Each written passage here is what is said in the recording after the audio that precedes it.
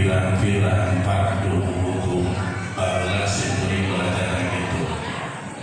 Wa huwa lan utawi wudu iku bidomil wawi kalawan domah wawu dibaca jadi wudu. Fil ashari ing dalem kaul kan leuwih masyhur iku ismun ngaran nama lil fi'li maring pagawean. Wa huwa lan utawi wudu al-muradu ing dalem kan al-muradu kan den karepaken guna ing dalem kene-kene pasal ataupun bab. Nah, jangan lupa ingat-ingat dulu ya, ingat-ingat dulu begini logatnya. Wa bi fathil wawi lan kalawan fathah wawu iku ismun ngaran lima kadue barang yasi wong bihi kalawan ma wa yastamilu lan wong yasi wong atau yasi ma yang dekat ala awal ingkang awal ala urudin ing atase pirang-pirang fardu wa sunanin lan pirang-pirang sunnah. Datanya begitu. Hadirin jamaah kaum muslimin rahimakumullah. Ini cerita tentang fardu wudu. Kalau salahnya agak lama juga ya. Coba kita pikirnya, singkatnya. Yang penting kita sekarang ngaji, besok dipakai. Yang penting begitu aja. Biar lihat di sampingnya, di sampingnya. Sama wa furudil wudu'i sitatu asya'a lan utawi pirang-pirang fardu wudu iku sitatu asya'a namun pirang-pirang perkara. Jumlahnya fardu wudu itu sitatu asya'a adalah ada 6 perkara. Fardu ghairul wajib dalam artian kalau tidak dilaksanakan fardu wudu ini kita tidak jadi wudunya. Di mana tidak jadi wudunya, tidak memakai fardu wudu ini berarti tidak sah sholat kita nanti ke sana. Tidak sah sholat kita, ya jauh keyakinan ibadah sholat kita diterima oleh Allah Subhanahu wa Ta'ala. Itulah tujuan Fathul Qarib, belajar mendekatkan diri kepada Allah Subhanahu wa Ta'ala. An-niyatu sawiji niat. Satu, rincian fardu wudu yang 6 itu yang pertama niat. Innamal a'malu binniyat. Yang pertama,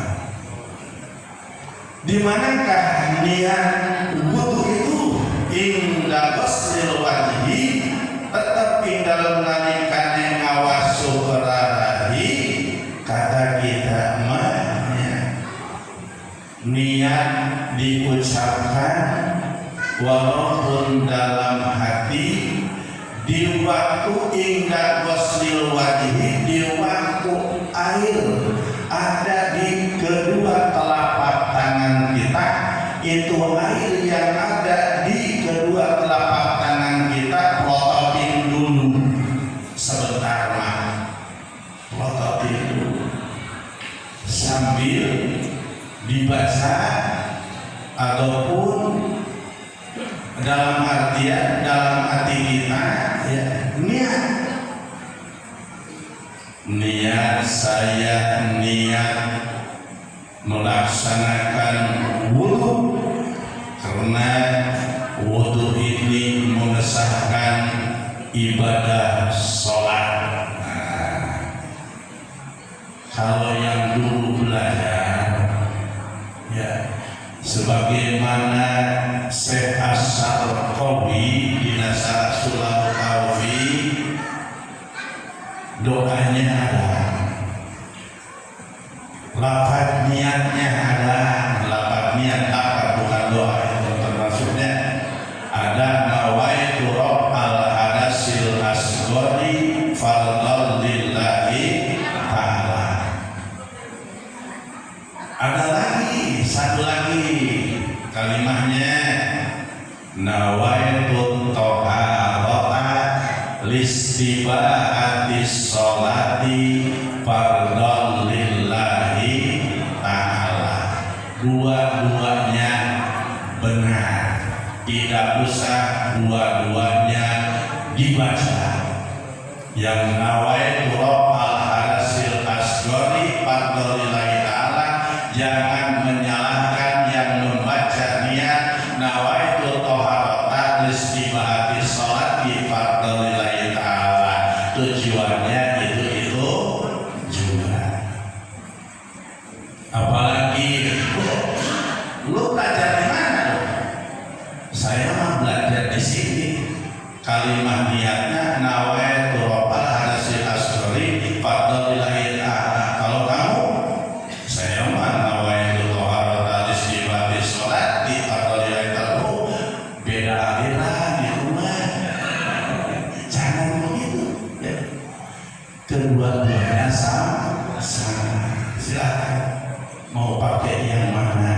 Yang penting mengucapkan niat itu yang bisa, kata Syekh Sarqawi, yang bisa nawaitu rabbal hadasil asghari fardhan lillahi ta'ala atau nawaitu thaharata listibaatis sholati fardhan lillahi ta'ala, itu bacanya niatnya di waktu air sudah ada di kedua telapak tangan, mau diwasuhkan, mau diusapkan ke wajah.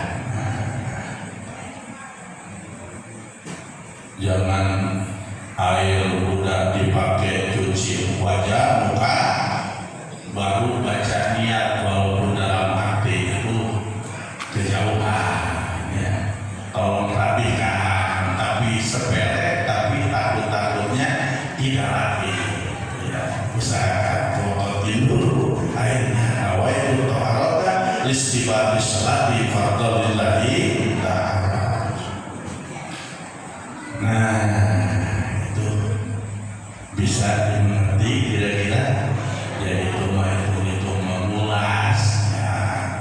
Sedikit pun istilahnya saya tidak menganggap bapak-bapak yang hadir pada malam ini tidak bisa, tidak pada pinter semuanya. Cuman ini mengulas saja, ngulas saja. Satu, niat. Yang kedua setelah niat wa waslul wajhi lan nawasuh rarahi, lan nawasuh rarahi. Yang kedua adalah mengusap wajah 3 kali, 1 kali air kumpul di kedua telapak tangan, kosok dari atas ke pinggir-pinggirnya. Ini ada cecentung telinga nih di sini. Kiri kanannya, paling kiri kanan, atasnya tempat jadi rambut, bawahnya tempat jadi janggut. Lihya termasuknya harus dicuci. Lihya itu janggut ya. Walaupun panjang itu harus diusap semuanya, apalagi misalnya janggutnya jarang gitu ya, jarang, itu harus kena air kulit janggut juga, insya Allah. Memang sudah diatur ya. Cukup kita mau masuk wajah, kalau bisa. Satu, dalam hati, ya Allah, berikanlah cahaya di wajah kami, ya Allah. Cukup gitu ya. Kalau yang nggak bisa doanya, kalau yang bisa doanya, yang pernah belajar di waktu kecil sama guru ada, sebagaimana ditulis juga sama ulama besar Syekh Syarqawi, Allahumma bayyin wajhi binurika yauma tabyaddu wujuhum wa taswaddu wujuh. Ini kajiannya. Allahumma bayyin wajhi, ya Allah berikanlah sinar putih di wajah kami. Yauma tabyaddu wujuh, di hari nanti yaumil qiyamah, pada diberikan cahaya putih wajahnya para anbiya, wajahnya para mursalin, wajahnya para syuhada, wajahnya para sholihin. Insyaallah penuh oleh cahaya pemberian hadiah daripada Allah Subhanahu wa ta'ala. Pengen kita diberikan cahaya oleh Allah nanti di yaumil qiyamah, pengen insyaallah. Bahkan tilu golongan hamba Allah nanti di yaumil qiyamah. Yang pertama, wajah-wajahnya akan bersinar-sinar, lirik ibarat sinarnya bintang-bintang di langit. Satu golongan. Sehingga baginda Rasulullah Muhammad SAW bertanya kepada malaikat Jibril, hamba Allah yang bagaimana itu wajahnya? Cek bahasa Sunda adalah tingkat-tingkat, bersinar-sinar, ibarat sinarnya bintang-bintang di langit. Jawab malaikat Israil, wahai Muhammad, itu gambaran umat kamu yang waktu di dunianya di mana mendengar suara azan, nah orang-orang itu langsung beranjak ke air ngambil wudhu. Nah, kalau kita dengar aja, kalau misalkan kita lagi kerja, dengar yang aja di masjid atau di musola, kita buru-buru ngambil air wudhu nggak kira-kira? Istirahat, capek, ngopi dulu, bukan ngambil wudhu, ngopi dulu.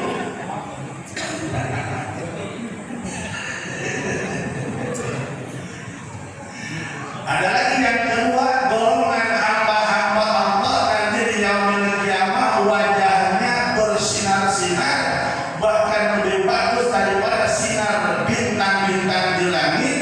Yaitu yang kedua, golongan hamba Allah wajahnya bersinar-sinar, ibarat sinar bulan tanggal 14 ataupun yang disebut bulan purnama. Baginda Rasul bertanya juga itu kepada malaikat Jibril, ya Jibril, hamba-hamba Allah yang bagaimana itu di dunianya? Kata baginda Rasulullah Muhammad, kata malaikat Jibril, wahai Muhammad, itu gambaran umat kamu waktu di alam dunia, di mana mendengar suara azan, orang-orang itu yang wajahnya bersinar-sinar, ibarat sinar bulan tanggal 14, adalah di mana mendengar suara azan dia sudah punya wudhu. Alhamdulillah. Nah, kita pada tahu 10 menit lagi masuk waktu ajan, masuk waktu sholat, nyantuinya kelihatan kita. Udah mulai ajan, jangankan punya wudu, ambil wudu juga, belum ya, ajannya juga baru mulai, ajannya juga. Terakhir yang ketiga, golongan hamba-hamba Allah wajahnya itu bersinar-sinar dari ibarat bersinarnya sinar matahari, lebih bagus, lebih tajam, lebih terang pokoknya. Kalau bulan, walaupun bulan purnama tanggal 14, kalau di dalam rumah enggak boleh. Tapi kalau siang sinar matahari, walaupun di dalam rumah terang enggak, nah, itu lebih bagus. Sehingga Kanjeng Rasulullah Muhammad SAW bertanya juga ke malaikat Jibril, ya Jibril, hamba Allah yang bagaimana itu waktu dalam dunianya? Jawab malaikat Jibril, itu gambaran umat kamu wahai Muhammad, yang waktu di alam dunianya di mana mendengar suara azan dia sudah ada di masjid, sudah duduk, sudah i'tikaf. Mudah-mudahan jamaah Masjid Jami Muhsinatul Karimah besok sebelum waktu ajan 10 menit sudah pada kumpul di dalam masjid. Alhamdulillah sudah kumpul, memang juga sebelum ajan juga 10 menit belum ajan, bahkan setengah jam sudah pada kumpul di masjid. Apa? Ngopi. Nah itulah, itu kajian fardunya wudu yang nomor 2, satu niat, 2 membasuh muka. Allahumma bayyid wajhi binurika yawma tabyaddu wujuh.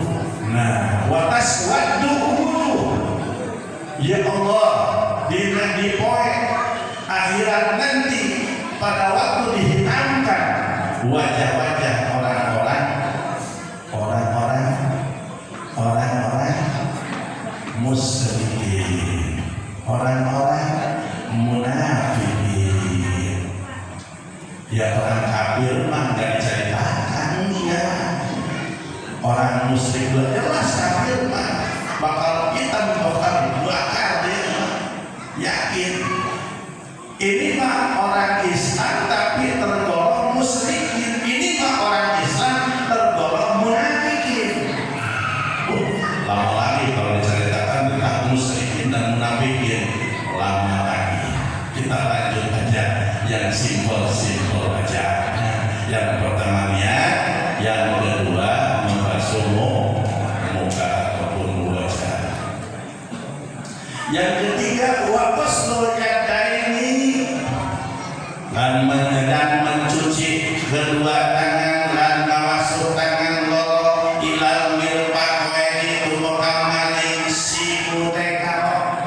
Yang ketiganya wudu itu mencuci kedua tangan ilal mirfaqaini, itu ila huruf syad. Mirfaqaini isim tasniyah majrur alamat jarnya ya nun, ya ganti tidak tanwin waktu mufradnya. Nah, hadirin jamaah kaum muslimin, berguna sekali apabila jadi kita mencuci tangan dari sini dulu. Ini keran, misalkan keran ini. Nah, tangan kita asal dari sini sampai ke atas ilal mirfaqaini, sampai ke atas sikutnya. Jangan ini disiramkan ini keran, dan jangan disiramkan dari sini. Bapak ditarik. Ini bukan ilal mirfaqaini. Kalau ilal mirfaqaini gampang susah. Memang gimana kalau misalkan saya mah kalau wudu mencuci tangan dari atas dari sini, sah enggak wudunya? Sah-sah saja. yang penting tangannya sampai sikutnya ini, yang penting basah, yang penting basah, sah-sah saja, cuman tidak mengikuti adab ataupun aturan yang dibuat oleh para ulama. Seharusnya kita menyiramkan, mencuci tangan dari bawah. Nah, satu kali cabut dulu, dua kali cabut dulu, tiga kali. Nah, abdomnya begitu. Nah, hadirin jamaah kaum muslimin rahimakumullah, mungkin terakhir ya, maksudnya ya Allah, rasa jagalah kedua tangan ini bermaksiat kepadamu ya Allah, ya Allah. Cukup begitu. Dalam artian di waktu kita mencuci tangan, ya Allah, rasa jagalah, jauhkanlah daripada perbuatan maksiat kedua tangan ini. Cukup begitu. Kalau lagi kecil belajar, ya kalau nggak bisa mah nggak wajib, ya doanya nggak wajib. Ya, kalau nggak bisa nggak boleh maksain, saya mah nggak bisa doanya juga, nggak jadi dulunya, yang penting mau sholat aja. Yang penting prakteknya, doanya tidak diwajibkan ya. Gimana kalau kita udah tua? Jangankan tidak belajar juga nggak ingat-ingat. Yang muda juga kadang-kadang belajar di tempatnya, di tempat belajar, di luar mah lupa lagi. Yang penting mah prakteknya aja. Kalau bisa memang sebelah kanan, Allahumma a'tini kitabi biyamini wa hasibni hisaban yasira. Kalau misalkan ada doa yang lain, ini doa, ini mah doa. Allahumma atini kitabi biyamini wa hasibni hisaban yasira. Di waktu kita 3 kali mencuci mencuci tangan sebelah kanan. Allahumma ya Allah, ya Allah, berikanlah kami ini ya Allah kitab tulisan amal perbuatan selama di dunia.